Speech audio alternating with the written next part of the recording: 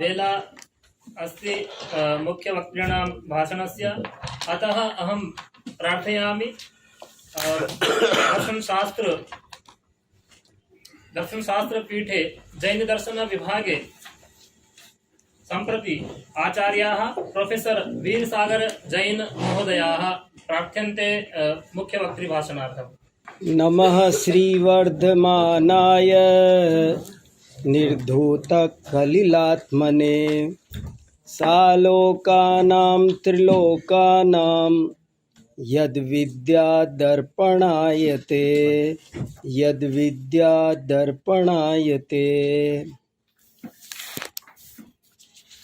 भारत की वसुंधरा वास्तव में रत्नगर्भा है। यहाँ एक से बढ़कर एक रत्न हुए हैं। हम रोज ही देखते हैं किसी न किसी महापुरुष की यहाँ पर जयंती होती है। महात्मा गांधी ने एक बहुत अच्छा वाक्य लिखा है, भारतवर्ष की महानता केवल इसलिए नहीं है कि यहाँ हिमालय जैसा ऊंचा पर्वत और गंगा जैसी पवित्र नदियाँ हैं, बल्कि इसलिए है कि यहाँ हिमालय से भी ऊंचे और गंगा से भी पवित्र चरित्र के धारक पुरुष उत्पन्न हुए हैं, और वे भी एक दो नहीं अनगिनत। हिमालय ऊंचा है, गंगा पवित्र है, इसके कारण तो हमारा देश महान है ही, लेकिन हिमालय से ऊंचे और गंगा से भी ज़्यादा पवित्र चरित्र के धारक, हमारे देश में चरित्र की पूजा होती है। और ऐसे उच्च चरित्र के धारक यहाँ अनेक महापुरुष हुए हैं। उन्हीं महापुरुषों के विशाल समुदाय में भगवान महावीर भी एक विशेष रत्न है। आज उन्हीं की जयंती है और इसीलिए हमारा ये विश्वविद्यालय, हमारा ये दर्शन संकाय उनका पावन स्मरण कर रहा है। भगवान महावीर की पूरी जीवनी और उनके क्या उपदेश, ये सब जानने के लिए तो हमें थोड़ा सा जैन पुराणों का अवलोकन करना होगा, क्योंकि उनमें इनकी जीवनी पूरी विस्तार से लिखी हुई है। लेकिन मैं संक्षेप में उसमें से कुछ खास बात चुनकर आपके सामने रखना चाहता हूँ, और उसको जानने के लिए एक छोटी सी भूमिका के रूप में जरा सी जैन पुराणों की विशेषता जानना जरूरी है, ताकि ये विषय अच्छी तरह समझ में आ जाए। जैन दर्शन के अनुसार भगवान का अवतार नहीं होता है। ऐसा नहीं है कि महावीर भगवान पहले भगवान थे, जैसा अपने वैदिक परंपरा में माना जाता है कि यदा यदा ही धर्मस्य ग्लानिर्भवति भारत अभ्युत्थानमधर्मस्य तदात्मानं सृजाम्यहम्, कि जब धरती पर संकट होते हैं तब परमात्मा अवतार लेते हैं। जैन दर्शन की अवधारणा ये नहीं है। जैन दर्शन कहता है कि जो व्यक्ति एक बार परमात्मा बन जाता है, वो दोबारा इस संसार में जन्म मरण धारण करने के लिए आता नहीं है। यहाँ तो कोई भी जैन दर्शन के अनुसार जब तक हम ये बेसिक कंसेप्ट नहीं समझेंगे तो हमें भगवान महावीर की बात अच्छे से समझ में नहीं आएगी। इसलिए मैं रख रहा हूँ। जैन दर्शन के अनुसार प्रत्येक आत्मा बराबर है और शक्ति अपेक्षा हरेक में अपार शक्ति है। कोई भी आत्मा पुरुषार्थ करके परमात्मा बन सकता है। भगवान महावीर भी एक दिन हम और आप जैसे ही सामान्य व्यक्ति थे, सामान्य आत्मा थे, सामान्य जीव थे, और वे ही पुरुषार्थ करके अपने आप के राग द्वेष को दूर करके वे तीर्थंकर वर्धमान महावीर परमात्मा बन गए। और अगर हम जैन पुराणों का अवलोकन करते हैं तो उनकी ये कहानी केवल इस जन्म से प्रारंभ नहीं होती है, पिछले अनेक जन्मों से ये कहानी चलती है। जैन पुराणों में और वैदिक पुराणों में ये भी एक अंतर है कि वैदिक पुराणों में तो पीढ़ियों का वर्णन होता है कि राम के पिता दशरथ थे, दशरथ के पिता दिलीप थे, दिलीप के पिता रघु थे, रघु के पिता अज थे। ऐसे पीढ़ियों का चित्रण मिलता है। लेकिन जैन परंपरा में आत्मा की पीढ़ियों का चित्रण मिलता है। जैसे भगवान महावीर के पिता का क्या नाम, तो गुरुजी ने बताया कि सिद्धार्थ। लेकिन अगर अभी आपसे ये पूछूं मैं कि सिद्धार्थ के पिता का क्या नाम है, तो जैन पुराणों में भी ज़्यादा नहीं, और वो भी मिल जाएगा तो उनके पिताजी का क्या नाम है वो नहीं मिलेगा। लेकिन भगवान महावीर पिछले जन्म में क्या थे ये मिलेगा, उससे पिछले जन्म में क्या थे ये मिलेगा। मैं ये कहना चाहता हूँ कि जैन पुराण आत्मा के विकास की कहानी बताते हैं, किसी घराने के विकास की कहानी नहीं बताते हैं। घराने के विकास की कहानी एक दूसरी बात है, लेकिन यहाँ आत्मा के विकास की कहानी बताते हैं।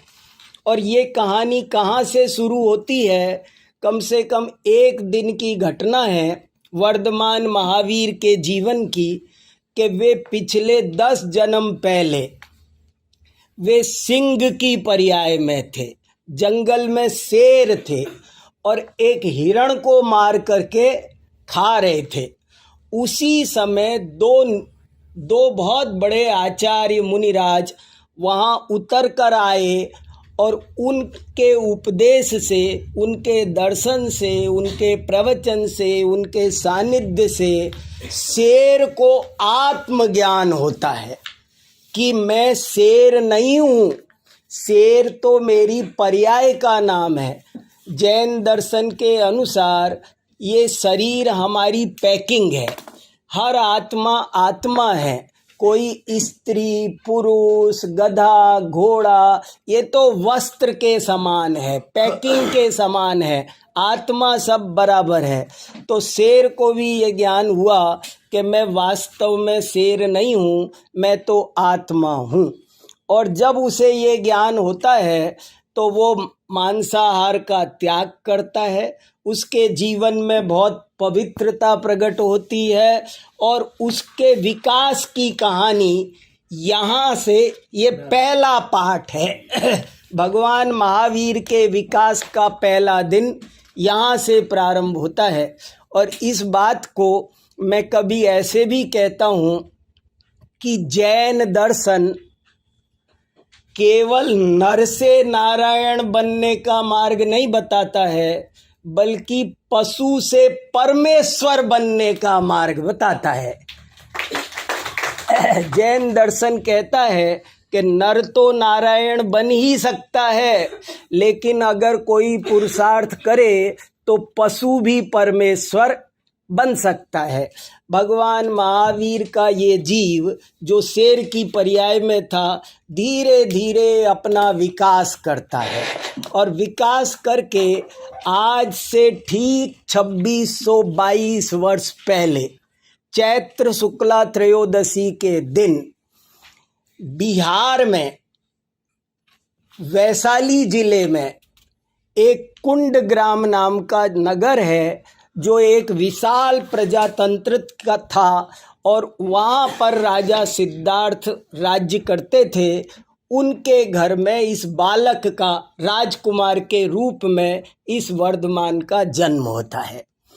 ये वैशाली के वर्णन पर भी अभी मैं बहुत सारी बातें आपको बता सकता हूँ। वैशाली एक बहुत समृद्ध नगर था, इसको विदेह कहते हैं और ये वही जगह है जहाँ राजा जनक रहते थे। और ये और भी इसका बड़ा सुंदर इतिहास है। इसके बारे में रामधारी सिंह दिनकर ने एक बात लिखी है। वैशाली में उस जमाने में राजा सिद्धार्थ राजा नहीं थे बल्कि प्रधानमंत्री थे। प्रधानमंत्री का मतलब है वहाँ पर गणतंत्र चलता था, जनतंत्र चलता, प्रजातंत्र वहाँ चलता था।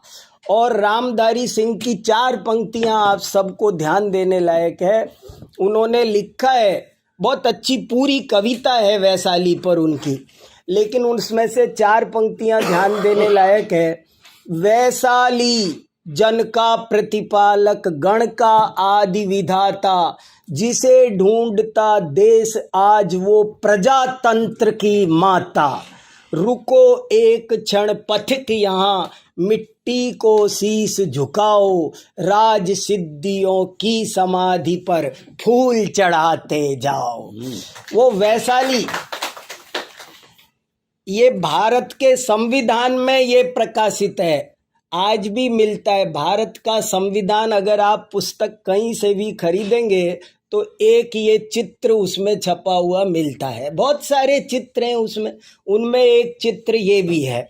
और इस चित्र में ये लिखा हुआ है कि भगवान महावीर की जन्मभूमि में चल रहे प्रजातंत्र से प्रेरणा लेकर और भगवान महावीर के अहिंसा आदि सिद्धांतों से प्रेरणा लेकर हमारे देश ने स्वतंत्रता प्राप्त की और इस संविधान का निर्माण किया। ये इसमें लिखा हुआ है, आप कोई भी देख पढ़ सकते हैं। मेरा कहने का मतलब ये है कि राजकुमार वर्धमान ने एक सामान्य बालक के रूप में जन्म लिया, लेकिन वे एक चिंतक थे, वे एक बहुत अच्छे इंसान थे और उन्होंने इस बात पर सबको सोचने को विवश किया। ज़्यादातर जगह राजघरानों में ये परंपरा चली आती है। वे इकलौते राजकुमार थे राजा सिद्धार्थ के और परंपरा से वो राजा बनते, लेकिन राजकुमार वर्धमान ने वे सोचते थे कि क्या राजा बन जाना यही जीवन का लक्ष्य है? मैं राजा बन जाऊं, आसपास के राजाओं को जीतकर अपने राज्य का विस्तार करूं, क्या इसी में जीवन की सफलता है? ऐसा उन्होंने सोचा और जिन सोचा तिन पाइया, गहरे पानी पैर मोती उनके हाथ में लगते हैं। तो उन्होंने जब ये चिंतन किया तो उन्हें समझ में आया कि दूसरों को जीतने का नाम वीरता है क्या? और वो वीरता की अवधारणा पर सारी दुनिया को उन्होंने नए सिरे से सोचने के लिए विवश कर दिया कि दूसरे को जीतना, और वो भी हथियार। मैं डॉक्टर साहब के छाती पर बंदूक रखूं और कहो देव पैसे, तो ये तो दे देंगे, लेकिन क्या इसका नाम जीतना है? हम दूसरे को जीतें, वो भी हथियार के बल पर जीतें। भगवान महावीर ने कहा इसका नाम जीतना नहीं है, इसका नाम वीरता नहीं है, ये तो बल्कि कायरता है। अरे दूसरों को जीतने के लिए भी एक वाक्य बहुत अच्छा मिलता है शास्त्रों में। शस्त्रों से आप किसी को हरा तो सकते हो पर जीत नहीं सकते। जीतने के लिए तो प्रेम चाहिए। शस्त्रों से आप किसी को हरा तो सकते हो पर जीत नहीं सकते। किसी के हृदय के सिंहासन पर विराजमान होने के लिए तो प्रेम और अहिंसा चाहिए।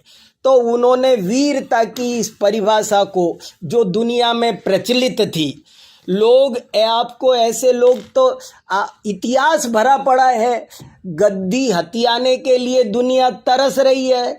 ऐसे लोगों की कमी नहीं है कि जिन्होंने पिता को मार कर भी राज्य हासिल किया है इनको तो अपने आप राज्य दिया जा रहा था, लेकिन फिर भी इन्होंने कहा कि दूसरे को जीतने का नाम वीरता नहीं है।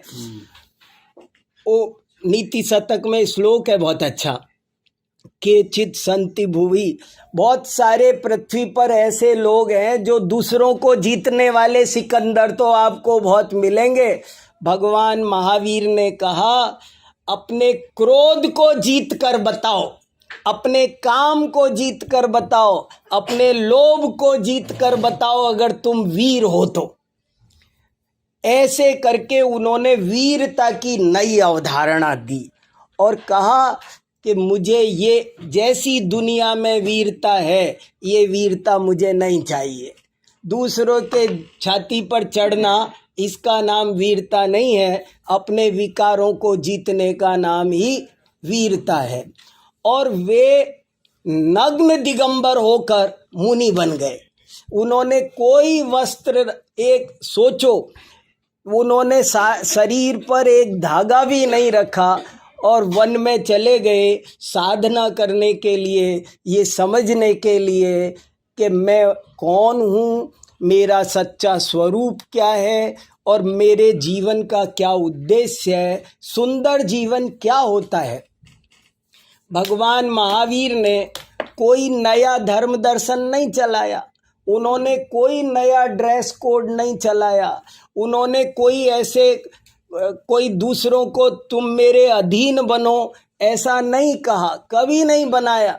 वे स्वयं संत थे और जो वस्तु का स्वरूप था उसे जानकर मानकर जो सुंदर जीवन की शैली हो सकती है वो उन्होंने स्वयं अपनाई और दूसरों से भी कहा। भगवान महावीर की ये सबसे बड़ी विशेषता है कि वो ये कहते थे कि मैं जो बात कह रहा हूँ वो बात भी तुम मेरे कहने से मत मानो, बल्कि तुम उसकी परीक्षा करो, समझो, और तुमको अगर वो लगता है कि अपने जीवन के लिए वो उपयोगी है तो तुम उसे स्वीकार करो। और उन्होंने हर चीज़ में, जैसा कि हमारे पीठाध्यक्ष जी अभी बता रहे थे कि उन्होंने अहिंसा की, चोरी की, सब चीज की बहुत सूक्ष्म व्याख्या की। वे एक बहुत बड़े आध्यात्मिक संत थे। केवल बाहर की बातों से बाहर के वैभव को वैभव समझना ये भारतीय परंपरा नहीं है। हम तो ज्ञान धन को धन समझते हैं, चरित्र धन को ही सबसे बड़ा धन समझते हैं। तो उन्होंने उसकी ओर विशेष ध्यान दिया और दूसरों का, लोगों का भी ध्यान दिलाया। अब जैसे अहिंसा की बात भी है, जैसे चोरी की बात बताई, ऐसे ही अहिंसा पर आप जानकर ताज्जुब करेंगे। आज भी कोई व्यक्ति उनके अहिंसा संबंधी विचारों को पढ़ता है तो आश्चर्यचकित हो जाता है कि इतनी सूक्ष्मता में जाकर के आप देखो, दूसरे को मारने का नाम हिंसा है।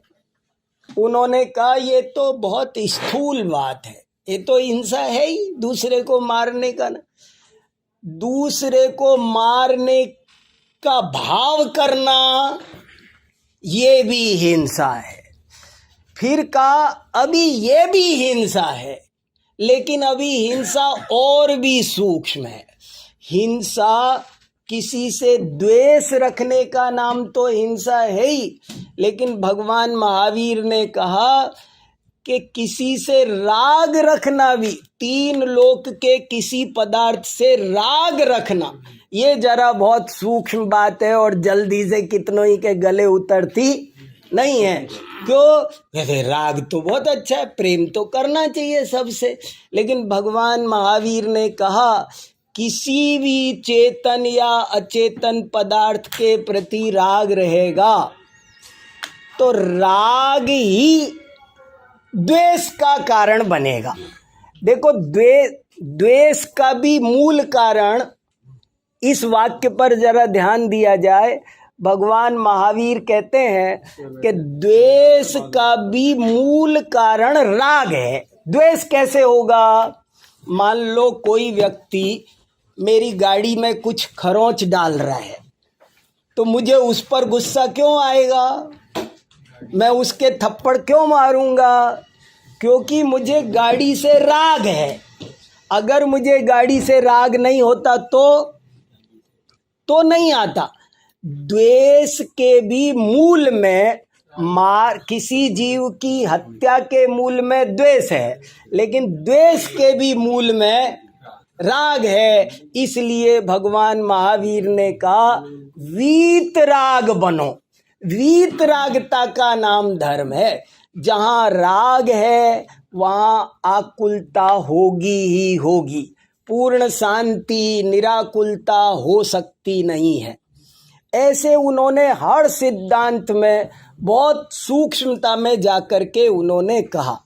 उनका अनेकांत और स्यादवाद सिद्धांत भी क्या है, अगर देखा जाए तो वो एक इतनी बड़ी बात जो भारतीय संस्कृति की मूल बात है, वो ये कहता है कि विरोधी से भी प्रेम करो, विरोधी से भी द्वेष। अनेकांत सिद्धांत का क्या मतलब है? स्यादवाद सिद्धांत का क्या मतलब है? मैंने एक दिन कहा था एक व्याख्यान में कि भारतीय संस्कृति की अनेक विशेषताएं हैं। मैं सब गिना सकता हूँ, सब एक से बढ़कर एक है। लेकिन कोई मेरे से पूछे कि सबसे बड़ी विशेषता एक बताओ, तो मैं कहूँगा कि भारतीय संस्कृति की सबसे बड़ी विशेषता ये है कि यहाँ पर विरोधी से भी प्रेम किया जाता है, द्वेष नहीं किया जाता। जीवन्तु मे शत्रुगणा सदैव येषां प्रयत्नेन निराकुलोऽहम् यदा यदा मां भजते प्रमाद तदा तदा मां प्रतिबोधयन्ति। ये भारतीय संस्कृति है। भारतीय संस्कृति कहती है कि निंदक नियरे राखिए। मैं कभी कभी सोचता हूँ कि हमारे यहाँ चार्वाक दर्शन को भी दर्शनों की श्रेणी में परिगणित किया। जो चार्वाक दर्शन कह रहा था स्वर्ग नरक कुछ नहीं होता, पाप पुण्य कुछ नहीं होता, खाओ पियो मस्त रहो, उस चार्वाक दर्शन को भी नष्ट नहीं किया। उसे भी दर्शनों की तुम भी एक विचारधारा हो, यहाँ बैठो, तुम पर विचार करेंगे, समीक्षा करेंगे, तर्क युक्ति से तुम्हारी बात पर भी। हमारे यहाँ पूर्व पक्ष पर कभी बेईमानी नहीं की जाती है। जो पूर्व पक्ष है उसे बहुत ईमानदारी से प्रस्तुत किया जाता है। यही स्यादवाद है। भगवान महावीर के लिए ज्यादा सूत्र बना है भगवान ने। हाँ, सिद्धांत सूत्र एक ही है। सिद्धांत कितनी बड़ी बात है ये। माने भगवान महावीर ने कहा मतभेद हो पर मनभेद नहीं होना चाहिए। मतभेद विकास का कारण है। यदि मतभेद नहीं होते, आप सोचो, यदि मतभेद होते तो दर्शन शास्त्र इतना विकसित होता आज? तो मतभेद विकास का कारण है, मनभेद विनाश का कारण है। मनभेद मत रखो। हर व्यक्ति स्वतंत्र है। हर व्यक्ति अपने अपने विचार को रखने में, सोचने में, समीक्षा करने में, आज मानने में, कल मानने में, ये उनका अनेकांतवाद है। उन्होंने ये अनुभव किया कि यदि आप अनेकांत को नहीं मानेंगे तो आपको आतंकवाद को मानना पड़ेगा। हमारे गुरुजी जो कुंद कुंद भारती में रहते थे, वो तो ये वाक्य बहुत बोलते थे कि दुनिया में दो ही वाद हैं, एक अनेकांतवाद और दूसरा आतंकवाद। तीसरा कोई वाद नहीं है। जो अनेकांतवाद को नहीं मानेगा वो आतंकवादी है, क्योंकि एक पक्ष का आग्रह, सिक्के का एक पहलू होता ही नहीं है। दीवार के दो साइड होती ही होती है, कभी भी नहीं होता। दिन है तो रात है, रात है तो दिन है, सुख है तो दुख है, पाप है तो पुण्य है, पुण्य है तो पाप है। सब चीजें ये दुनिया है, दो पार्ट से बनी है। तो इसमें दो पक्ष तो वस्तु के स्वरूप में है, इसे स्वीकार करो, समझो, ऐसा उनका बहुत आग्रह, उनका उपदेश था। और जो जो बातें उन्होंने और भी कही, आचार व्यवस्था की, जो भी, जैसे आज आप कुछ बातों पर ध्यान देंगे कि उन्होंने तब कहा था कि भैया रात्रि भोजन मत करो, पानी छान कर पियो, मद्य मांसादि के सेवन नहीं, जो उत्तम आहार विहार पर ध्यान दिया। आज कोरोना पीरियड में सबने देख लिया कि सारी दुनिया भगवान महावीर के सिद्धांतों की ओर देख रही है। भगवान महावीर ने कहा पृथ्वी, जल, अग्नि, वायु, वनस्पति, ये भी जीव हैं और इनको भी आप नुकसान मत पहुंचाओ, एक बूंद पानी भी फालतू मत बर्बाद करो। उन्होंने ऐसा जो अल्पारंभ का, अपरिग्रह का, ट्रिपल ए बोलते हैं इसको अंग्रेज लोग, अहिंसा, अनेकांतवाद और अपरिग्रहवाद, इन सिद्धांतों का उन्होंने उपदेश दिया। परिग्रह है ना, दुनिया के 9 ग्रह कितना दुख देते हैं पता नहीं, मगर ये परिग्रह सबसे बड़ा ग्रह है क्योंकि चिंता पैदा करता है। परिग्रह क्यों बुरा होता है? क्योंकि चिंता पैदा करता है, और चिंता चिता से भी बुरी होती है। चिता चिंता द्वयोर मध्य बिंदु मात्र विशेषता, सजीवे दहती चिंता, निर्जीवे दहती चिता। तो ऐसे करके भगवान महावीर का जो जीवन था वो एक सुंदर जीवन जीने की कला भर सिखाता था। और उन्होंने तपस्या करके, साधना करके एक दिन केवल ज्ञान को प्राप्त किया, पूर्ण वीतरागता को प्राप्त किया। वे संपूर्ण काम क्रोध राग द्वेष से मुक्त हो गए और परमात्मा बन गए। पहले अरिहंत दशा में आए, फिर उनका 30 वर्ष तक विहार होता रहा। ऐसा लिखा है इतिहासकारों ने कि बिहार का नाम बिहार खासकर इसलिए पड़ा है क्योंकि वहाँ पर भगवान महावीर का बहुत दिन विहार हुआ था। इसलिए हमारे यहाँ तीर्थंकरों का विहार एक बहुत बड़ी घटना मानी जाती है समोसरण के साथ। और वहाँ उस वैशाली के आसपास के ज़िलों में आज भी, जैसे एक गांव का नाम है वीरभूमि, एक का नाम है वर्धमान। वर्धमान के नामों पर वहाँ पर अनेक नगर अभी भी पाए जाते हैं। तो ऐसे करके वर्धमान महावीर जैन धर्म के 24वें तीर्थंकर, वो भी भारत के एक अमूल्य वैभव है, अमूल्य विरासत है। और आज दर्शन संकाय और हमारा पूरा विश्वविद्यालय उनका स्मरण कर रहा है। सच है, वो एक श्लोक और भी है कि जहाँ पर महापुरुषों का स्मरण नहीं किया जाता है तो वहाँ मरण होता है। लोगों को, आने वाली पीढ़ी को इन महापुरुषों का स्मरण करना चाहिए ताकि वे उनका गुण ग्रहण करके खुद भी बड़े बड़े संत बन सके। भारत की असली संपत्ति संत है। भारत जो विश्व गुरु बना है वो ऐसे ही संतों के बल पर बना है। सदाचार में जीवन, और ये जो सोने की चिड़िया बना है वो इसलिए कि अपरंपार वैभव को भोगना यहाँ की संस्कृति नहीं है। देखो, मैं कभी कभी एक वाक्य और बोलता हूँ कि दुनिया के दूसरे देशों में और हमारे देश में क्या अंतर है, वैलक्षण्य क्या है, क्या वैलक्षण्य है। तो मैं बताता रहता हूँ कि और देशों में तो जो जितना ज़्यादा जोड़ता है उसे उतना बड़ा माना जाता है। हर साल टॉप 10 रिच की लिस्ट आती है कि वो टॉप 10 में अब 10 में से 5 पे आ गया, वो और बड़ा हो गया, 5 से 4 पे आ गया तो और बड़ा। दुनिया में सब जगह जो जितना ज़्यादा जोड़ता है वो उतना बड़ा माना जाता है, लेकिन हमारे भारत देश में जो जितना ज़्यादा छोड़ता है वो उतना बड़ा माना जाता है। हमारे यहाँ त्याग की पूजा होती है, संचय की पूजा नहीं होती। और भगवान महावीर इसलिए सबसे बड़े संत हैं क्योंकि उन्होंने तन पर कपड़े भी छोड़ दिए। तो ऐसे बहुत बड़े संत भगवान महावीर को आज उनकी जयंती पर मैं अपनी ओर से विनम्र विनयाञ्जलि समर्पित करता हूँ। Very good. बहुत बहुत धन्यवाद आदरणीय प्रोफेसर वीर सागर जैन गुरु जी।